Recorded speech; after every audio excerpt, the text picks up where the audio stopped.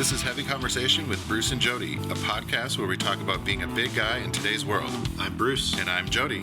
Here we go. Here we go. All right, here we go. All right, here we go. So, Jody, Yes, Bruce. something horrible happened What? over the weekend. What happened? So, as we're recording this, about a week away from my lovely wife having our third child. Yes. And So excited. yes, me too. And I think they say that as you get closer to this, you start nesting. So you're preparing for the child to Getting arrive. all the twigs and weird things and Pulling it all together. So So for me, nesting has been has been for me landscaping. Oh, okay. And yes, I did notice. Cleaning. Yeah. I planted 10 trees in our backyard. I saw that. Privacy trees. They look amazing. Thank you. I went through. I've done a lot of ridiculous landscaping that I never do. And then by our front door, we have this big. I know there's some name for it, but It's just a planter. Yeah, it's like a built-in planter that is like, we'll say it's 4 feet wide, maybe, or long, I guess. Yeah, 4 feet long, maybe 2 feet wide. Maybe 2 feet wide, yeah. Decided that, it had old dirt in it. I wanted to clean it out. Yeah. Well, I got in there and it ended up being at least 3.5 feet deep. It was insane. What? I filled up an entire dumpster of just old dirt. And I finally got down as far as I could go and I just stopped. I was like, you know what? Well, yeah, that seems very weird to me. Like, normally, it's like just like the top. They're small, You right? know, it's like a little planter. This was insanity. So Because it is. It's. I mean, because it goes from like ground like up quite a ways. right. Our house is a split level. Yeah. So it goes up. I don't know. Yeah, that's crazy. Right. So when you're up there by the top of that planter, you're up like 10 feet, something like that. So I did that. And got into a project that was more than I bit off more than I could chew. Yeah, if you didn't think it's going to be digging right that far. The horrible aftermath of the project, I was able to get it mostly done. I got new dirt in it, whatever. The bad thing that happened is that I did not put on sunscreen. Mm-hmm. I got a pretty rough sunburn.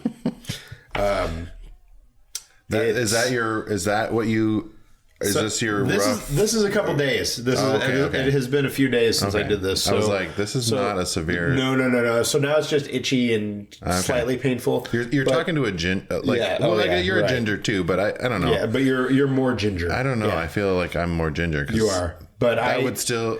I was very red. I was wearing a tank top when I was doing this. I thought it was going to be a quick thing. I really did, or else I would have prepared. I did not. Mm-hmm. It got really hot here in Oregon, which doesn't always happen. I felt like I needed to finish the project. It was important. Yeah. So I was fine until toward the end when I started to feel it. I did have enough sense to put on a hat about halfway through. I also sometimes I moonlight as a model, being sunburned, the fabulous life of Bruce. Yes. So being sunburnt doesn't really help when you got a shoot. Yeah, I suppose. And I've got a shoot coming up, so tan lines or farmer tan, right? Is that totally? Luckily, that's not. I think I'm gonna. It's a shoot that is not for like tomorrow. It's for a later season. So, it's like a fall. Yeah, shoot, yeah. It's so a you're fall not going to be shoot. doing right. So I won't sleeveless. Yeah. So thankfully, the new sleeveless fall line. Right. It looks just like skin. Yeah. It would be horrible, but even with my face and my head, because I burnt my scalp, my neck, my shoulders, my back. Wow. Not my legs. My legs are still like white as a pasty ghost. White. Yeah. Which is horrifying. It's like I just need to lay out with my legs up, I guess. Mm-hmm.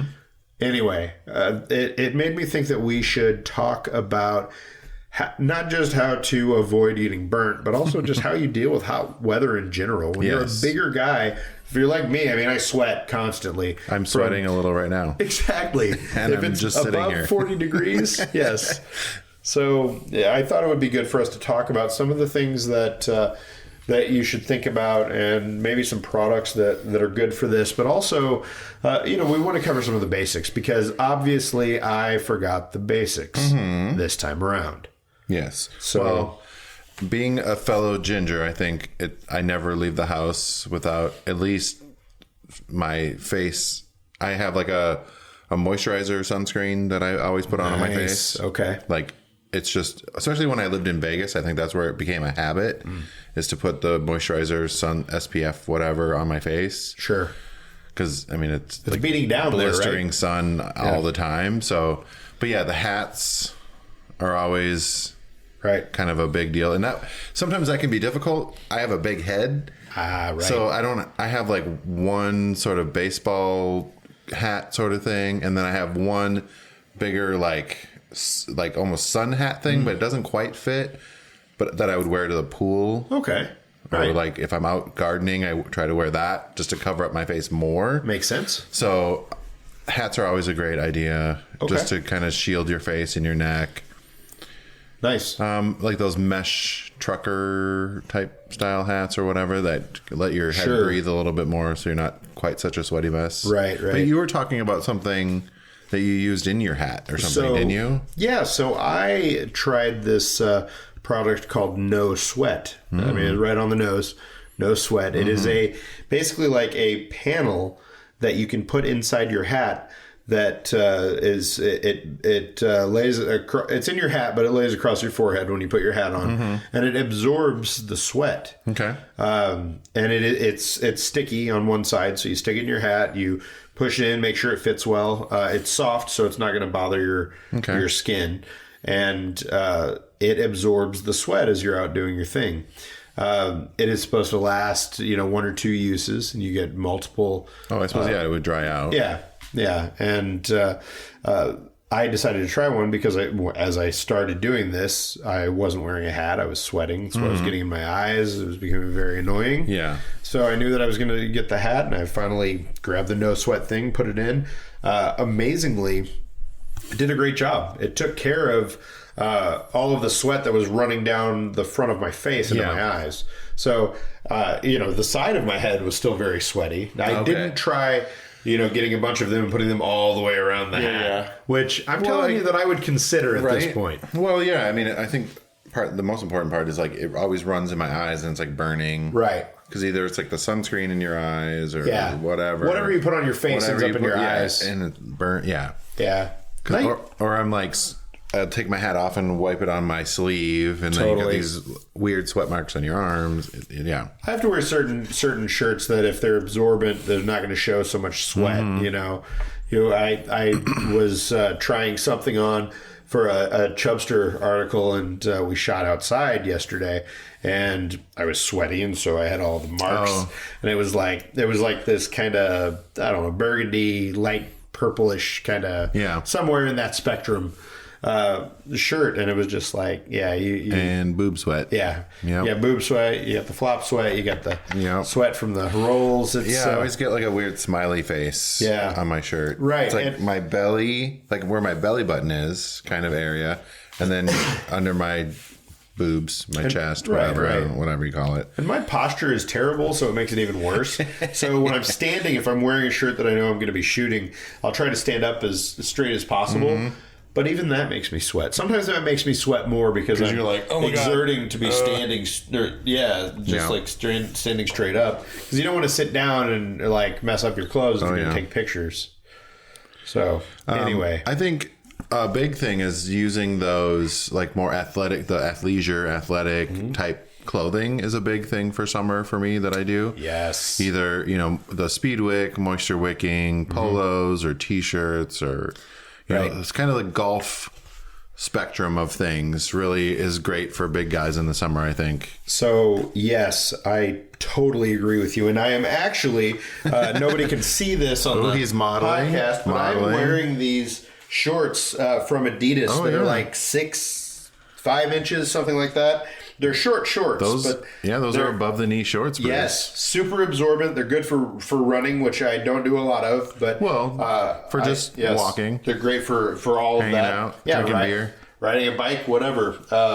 They have They have like built-in briefs, which is a weird thing. Do they have that netting? Yeah, not netting. So it's like this same material, but it's like underwear. It's a weird thing. So I guess it's a runner's thing. Yeah, so you're not flopping around. Yeah, right. I was like, how do I say that? Yeah, right. I don't know. Yes, not flopping around everywhere. Yeah, right.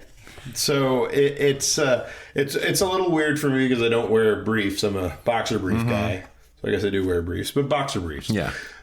So it's a little different, but I've gotten used to it, and I love these shorts. I need like a pair for every day until it gets cold again because they're glorious. Yes. The only thing that I would say that I don't love about them, they have some pockets built in, but it's mostly for like your keys.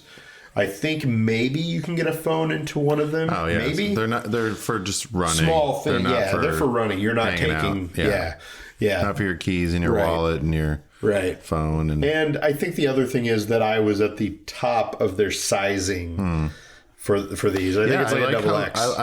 I was happy to see how short those were. That's amazing. I kind of want those. Totally, I want to get more, and I was super impressed by what Adidas offered. I mean, there's a lot of golf shorts, the hybrid, those athleisure type. Everyone has them, right? So go out there, get the moisture wicking polos, t-shirts. All that stuff is really great I love that stuff. It's definitely getting into that time of year finally, and it is. I'm excited about it. We should open the beer. It might be a little earlier in our conversation, but I'm excited about this. Yeah. Pilsner Urquell. So this is a beer that I feel like it's pretty. I've seen it around a lot. I have certainly tried it before in the past, but we've never done it on the podcast. And this will be my first. Perfect. Brewed in somewhere. It is a Czech beer. Oh, 100% Czech. Yep. Czech hops and barley, only the cans are different, featuring design elements from our 175-year-old archives. I was wondering, did we both get different ones? Yeah, these are all their old... Ooh, that was a bad pour. Man, that was horrible. Bruce, we did this before. Ooh, my apologies. I thought I taught you. Yeah. So they've been around for a long time. They've had a lot of different labels and... many better pourers than I have. 175 years of better pourers. Yes, absolutely. Man, that was a bad move. That's all right. Yeah. But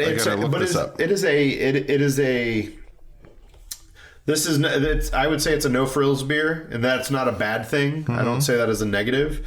I am absolutely a fan of. I love beers that are weird and different and robust and crazy, but I also love a beer that is just downright drinkable. And I think when you look back at kind of our history of beers and beer drinking and beer brewing, a lot of that stuff is pretty straightforward because, they weren't thinking about how to do crazy ass sours or how to put hemp in beers or anything like that. Yeah.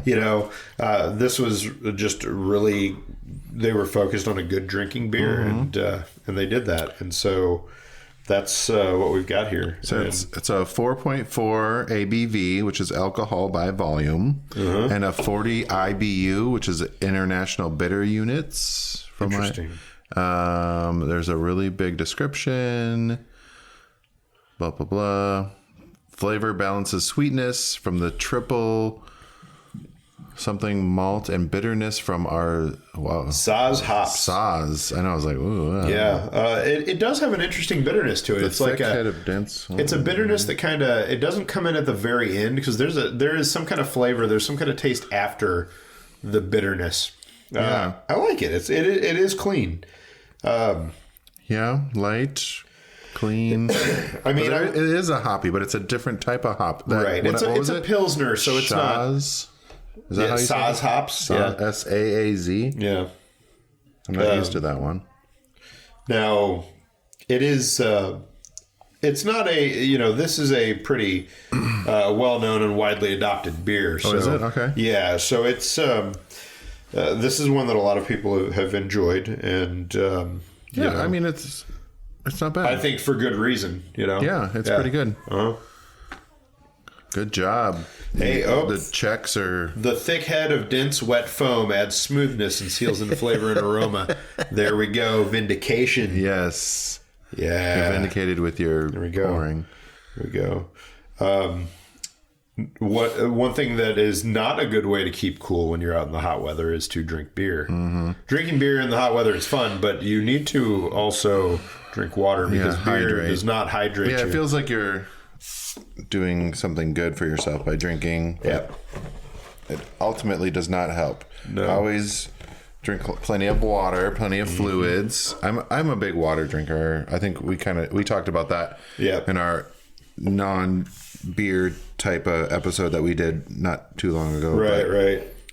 I do enjoy a nice beer when it's hot out, and absolutely. There's nothing like drinking a good beer when you're out and at the beach or at the I guess not at the park necessarily, but at the park, drinking illegally at the park, picking your kids up at school, all that kind of stuff.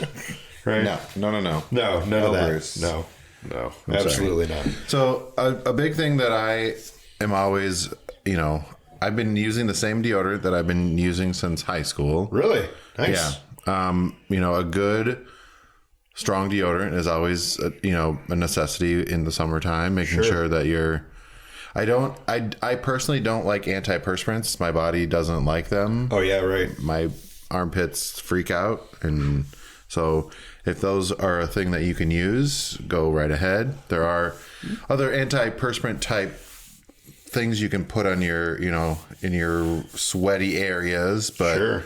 And then there's I was trying to remember what that anti-chafing thing was that we had mentioned it. Right. There is a company called pardon me, I choked on Pilsner Urquell. There's a company called Chafe Zone, and they do they market a specific product to plus size people, and they call it Plus Zone. Plus Zone. Yes, and basically you can put it on everything. Yeah. On any body parts that rub together, that cause you distress when it gets hot, when you're moving a lot, so on and so forth. And it's good. It definitely gets the job done. I am not much of a chafer. Mm-hmm. Generally when I'm out and sweaty and all of that, I'm not dealing with rashes and that kind of thing. Yeah, I used to when I used to bartend. That was actually part of the motivation to start Bearskin was because of my chafing issues and not being able to find adequate underwear. So finding good clothing that is breathable is a necessity. Right. I mean, that wasn't necessarily a plug for Bearskin, but it is. Totally. Absolutely. It's a bamboo breathable fabric. A mesh zone. The mesh zone, yes. Your crotch area. I was going to ask how you describe that. I know, it depends. I go right to the taint. I'm just like, it's your taint vent. So yes, whatever area you want to call that. Yeah. And it's not just because it's my own brand, but I literally don't wear anything else. I've tried. I do try other brands, and I wear them, and I'm like, okay, nope, nothing you like. That. Okay, and I'm kind of chafing again. I'm always curious about that with people who make products and have their own brands. Like if there's anything else in their area that in their category that they are. I want to make sure that there is something new out there. I want to try it, and I'm like, okay, no, I really do. I enjoy what we're nice. And I just lost my train of thought. What I was going to say about that, but. Yeah. Back in the beginning of the company, it was almost embarrassing when I wasn't wearing Bearskin. Yeah. And it would come up and they're like, "Oh, are you wearing it now?" And then inevitably I wouldn't be. Good point. Yeah. Right. So I'm like, so it's like I always wear it now. Yeah. But it is also because I really love it and it, keeps me comfortable all day long. Right. So along with the athleisure clothes, having breathable undergarments is important. Makes perfect sense. It's talking about like more breathable shoes as well. Ooh, yeah, big thing. The meshy shoes. So many shoes are good. Like I've got, I'm on the Adidas train, so let's keep that going. Oh yes. I've got a pair of Ultra Boost 19s that are. I know. Ultra Boost 19s. I've started to kind of. Are you getting to be a sneakerhead? Starting to. Yeah. I'm dipping my toe in. And I do have a funny thing that I want to share about this. I was recently back in Minneapolis, kind of my hometown, and I was at a bar, and I was just like looking around at everyone's shoes, and I was like, wow, the shoe game in Minneapolis wasn't quite where I thought it should be or was. It was like a lot of, I mean, Target is headquartered there, so it was like a lot of the Target type shoes. Sure. I was like, wow.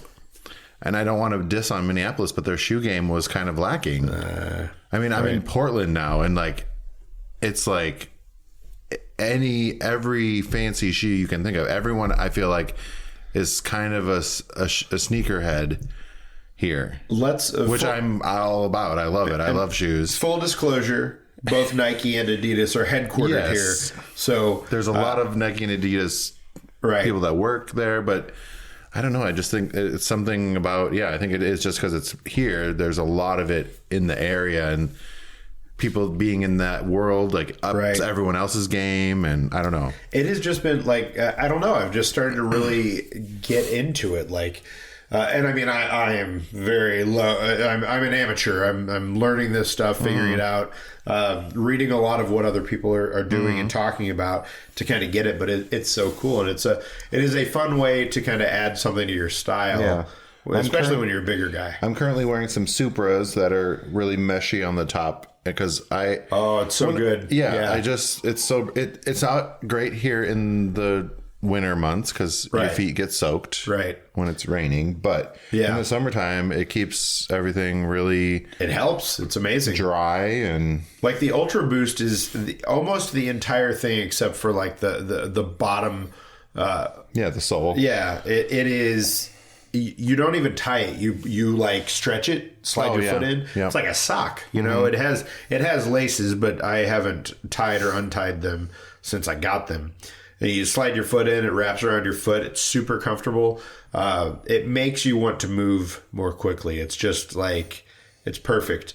I feel like they are fairly wide, and I mean, I've got a 4E width foot, but I feel like they're pretty comfortable. It took about a day of wearing for me to really get them to fit to my foot. But man, they're good. Like nice. I'm a fan. I'm a fan. So, yeah. Are you a handkerchief person? No, but I did hear a recent podcast talking about Tom Hanks' son has started I think it's like Hank's kerchiefs or something like that. And it's like handkerchief. That's funny. Yeah. That's funny. Then I mean they run like $30 or something, and they're great. I think it's an option for people to either in your pocket or your purse or whatever make that bag. Look good. Yeah, you know, you just wipe your brow or wherever you need to kind of making less sweaty looking. I worry that if I did, I'd have one where I'd be like a train robber. I'd have it around my face. I'd have one on my head. No, you don't. I'm not saying wearing it, to use it just to like to wipe it. Not like as a do-rag type thing or bandana on your head. It'd be like I'd be doing the bandana on my head. I'd be doing it around my face. Okay, you know, be like I'd have. I don't want like more layers on me. Be like a ninja. Well, layers is actually something that's on my list here. Is that so you can take off, or even having an extra shirt is a good. One of the things that I like to do is I have some sleeveless T-shirts that are they're pretty thin and they fit under my if I have a button down on or another shirt, put it on, absorbs some of that sweat and takes care of some of that. So I'm not a weird sweaty nightmare. Yeah. And that can work really well. That's actually something that's super handy if you do that. Absorb some of that sweat and take care of some of it, and you're good to go. I like to do that, and one of the things that I've talked about a lot is just like get undershirts that are the same or similar color to whatever the overshirt is. So if you're wearing something and there's a gap, yep, it matches. Very nice. You're good. Another thing is like avoiding spicy foods when it's really hot out, because it just I don't like this one because I do enjoy spicy foods, but they make me sweat like crazy, and your body just will naturally sweat a little bit even more when you're eating the spicy foods. So I feel like my forehead just is like a waterfall whenever I eat Thai food. But, right. But it, you just generally get sweatier. So here's what I would say. My last suggestion would be: don't worry too much about it. Enjoy yourself. You're gonna sweat. I'm a sweater. Yeah, it's just what it is. Yeah, I just enjoy yourself. You learn to deal Don't worry with it. about it. Take a break. Go sit in the shade for a minute. Yep. Do whatever you need to do. Just if I'm not sweating, I'm dead. So that's basically where it's at for me. Yeah. I'm probably the same. Same. All right. Yes. Well, what are you doing to deal with us being a sweaty mess? Give us your tips. Secrets. I need some more because I'm still, I get pretty dressed up when I'm at work, and I'm, I roll up my sleeves under my coat. So that's one of the worst things is a sweaty dress shirt. Like they stick to you and it's, And I do sometimes wear the undershirt, but then it's one more layer on top of layers. So just alternating your wardrobe a little bit, but let us know what you're doing to deal with your sweat issues. What products are your favorites? Is there a chafing thing that you really enjoy? Is there a weird sweat thing for your hat that you are using? Which sounds like I'm sorry, but it sounds like a sort of menstrual pad. It is kind of like a pad. It's like a black pad. I was like, it sounds like a menstrual pad. They're gonna love that. I know. Sorry, everyone, but I was like, there's a sticky thing on the back, and it absorbs the moisture. Totally, and it works. Okay. It's amazing. Anyways, share this with your sweaty friends because they're everywhere. Especially coming up right now with the summer. Yep. Don't spit your beer at me. Sorry. All right. Thanks, everyone. All right. Bye-bye. Time to get sweaty. Yep. Thanks for listening to Heavy Conversation. Be sure to like and subscribe on iTunes or wherever you get your podcasts.